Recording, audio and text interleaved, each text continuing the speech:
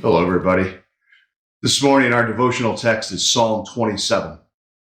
We live in a world right now where stress and anxiety is off the charts. Stress and anxiety as a behavioral health issue in our society has never been any higher than it has been in the last year. And the state of Arizona in particular ranks regretfully very high. We have the highest rate of teen suicide of any state in the nation. Why is it that we struggle with stress and anxiety so much? Well, there are lots of explanations for this. And if you are dealing with stress and anxiety, I encourage you to get help. But I think that Psalm 27 offers us some advice on the matter. You see, stress, anxiety, it's all about us fixating on problems and concerns that are ultimately outside of our control.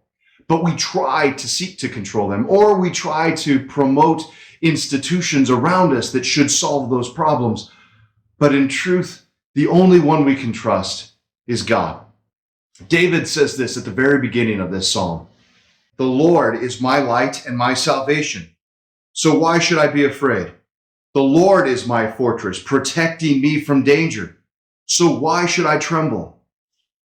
You see, when we put God up front and we trust in Him for everything and we hold on to a God perspective, then suddenly the concerns of our everyday world start to slip away just a little bit. Think for just a moment about something that was bothering you maybe 2 or 3 months ago. You might have a hard time remembering exactly what was bothering you 2 or 3 months ago because you're too focused on what you're worrying about right now. And that's, I guess, my point, is that the things that we stress over, the things that weigh heavily on our hearts, are things that will ultimately pass away.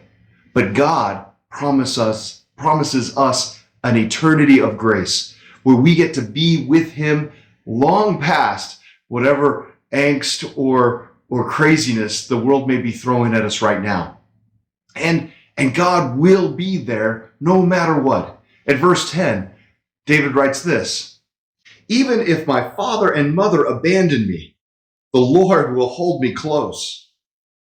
God will never leave us. That is His promise to us. We might take our eyes off Him, but if we can remind ourselves always to put our trust in God, then He's going to get us through all of this. So I'd like to invite you to read this psalm. Read it carefully. Read it in terms of having a God perspective on how to face the realities and stresses of this world. And as you reflect on that, you'll get to the closing verse that reminds us of this. Wait patiently for the Lord.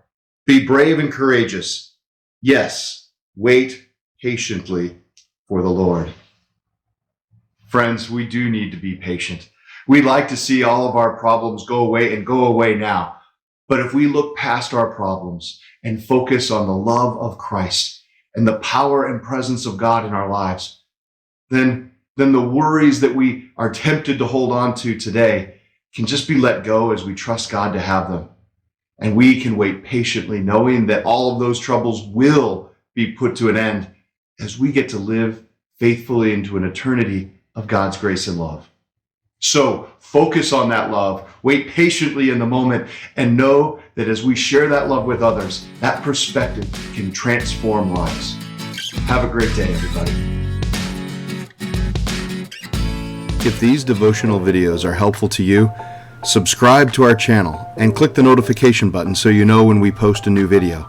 And of course, please share them with others.